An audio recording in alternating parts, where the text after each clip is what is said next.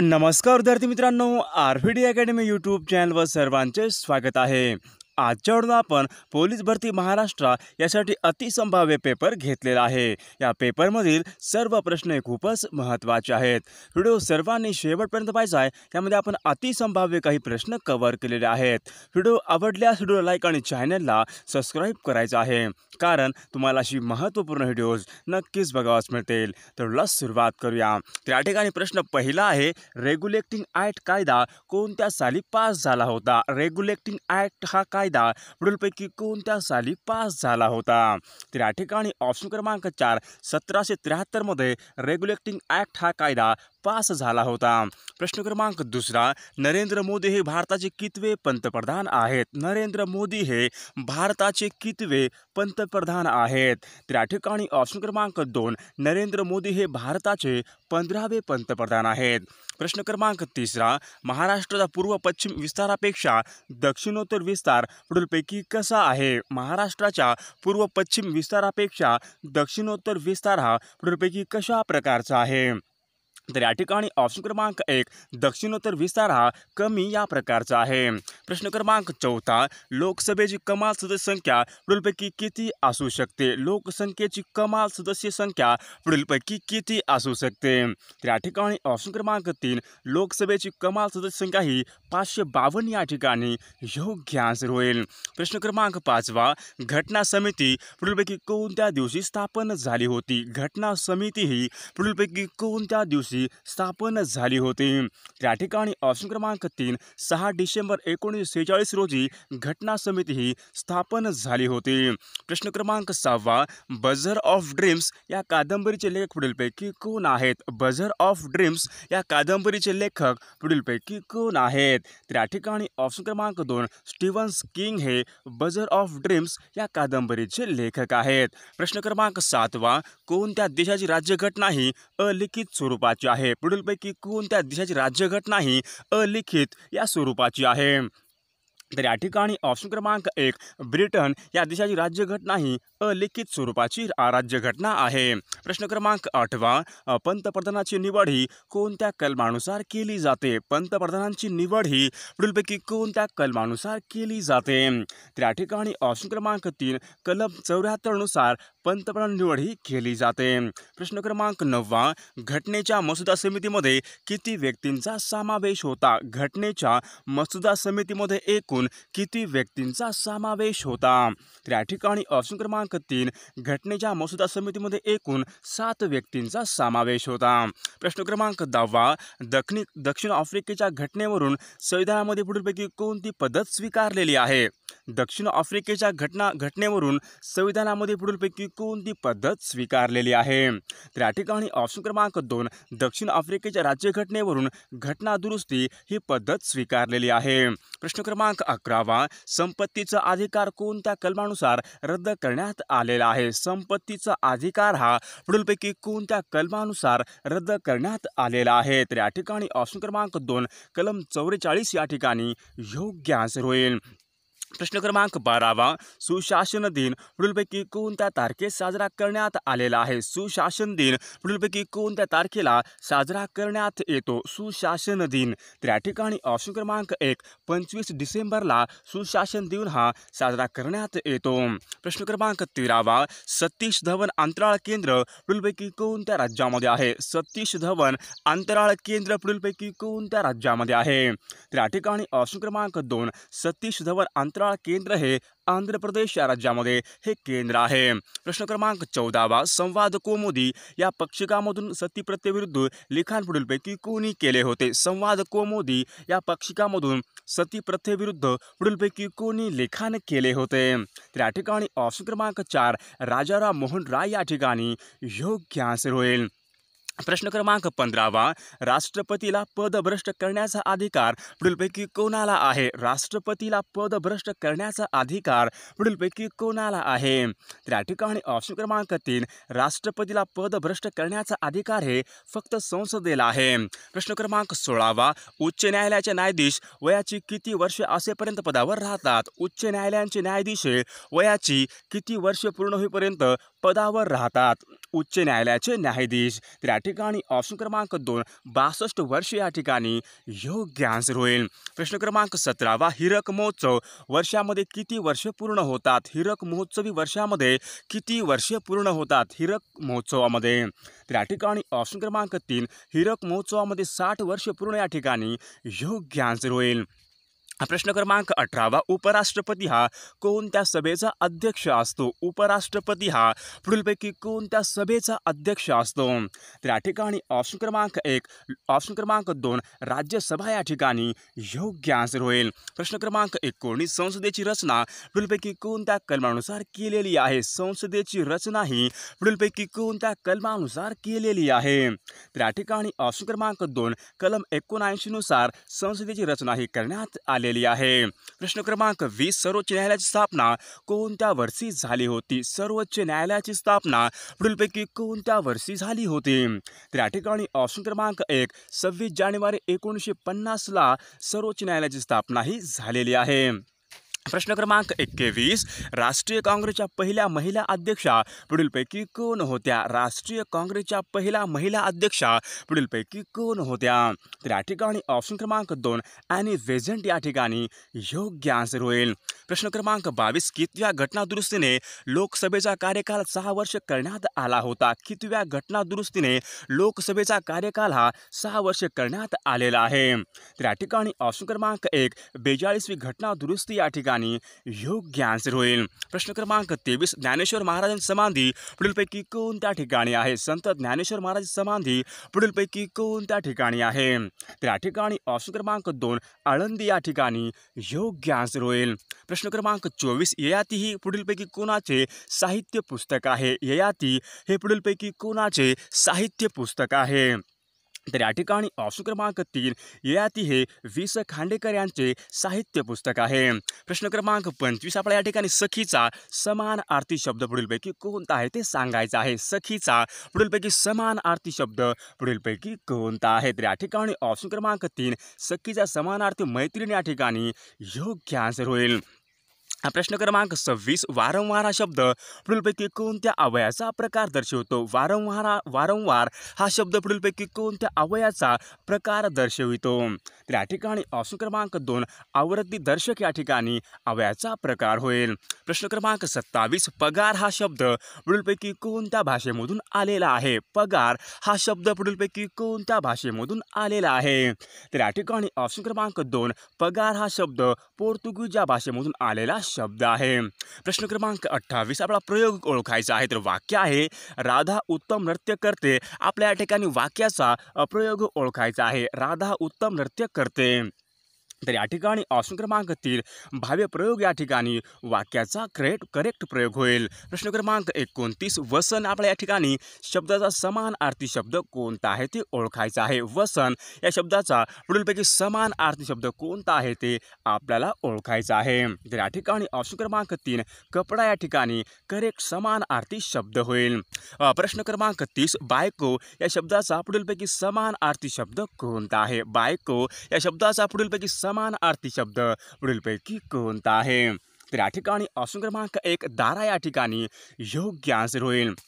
प्रश्न क्रमांक 31 आपल्या या ठिकाणी खालील वाक्यातील शब्दयोगी अवयव ओळखायचे. तर वाक्य आहे मी आनंदकडे जेवण केले. आपल्या या ठिकाणी या वाक्यातले शब्दयोगी अवयव ओळखायचे आहे. मी आनंदकडे जेवण केले या वाक्यातले आपला शब्दयोगी अवयव ओळखायचे आहे. तर या ठिकाणी ऑप्शन क्रमांक 1 कडे या ठिकाणी वाक्यामध्ये शब्दयोगी अवयव होईल.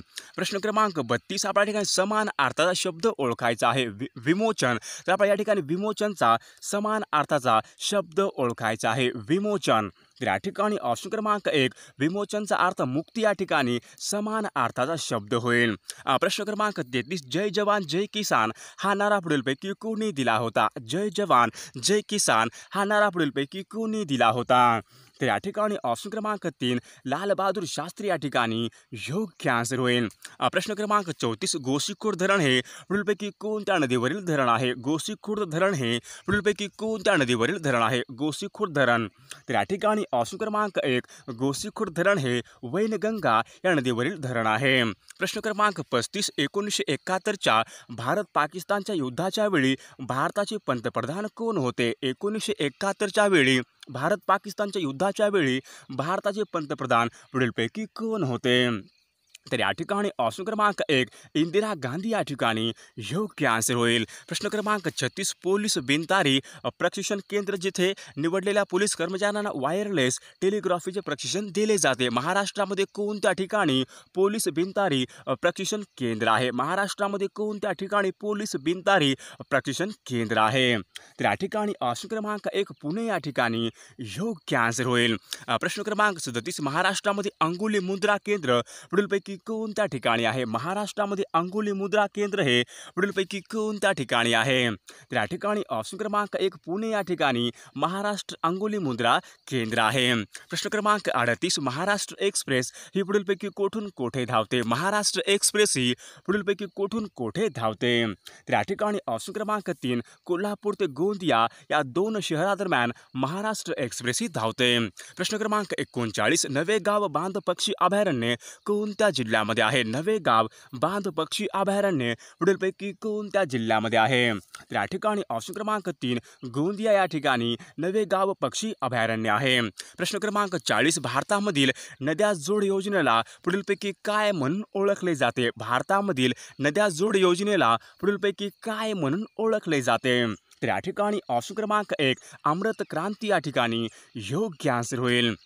प्रश्न क्रमांक 41 केंद्र शासनाने यवतमाळ जिल्ह्यामधील टिंब ही जमात ही अतिमागास म्हणून जाहीर केलेली आहे. केंद्र शासनाने यवतमाळ जिल्ह्यामधील टिंब जमात ही अतिमागास म्हणून जाहीर केलेली आहे.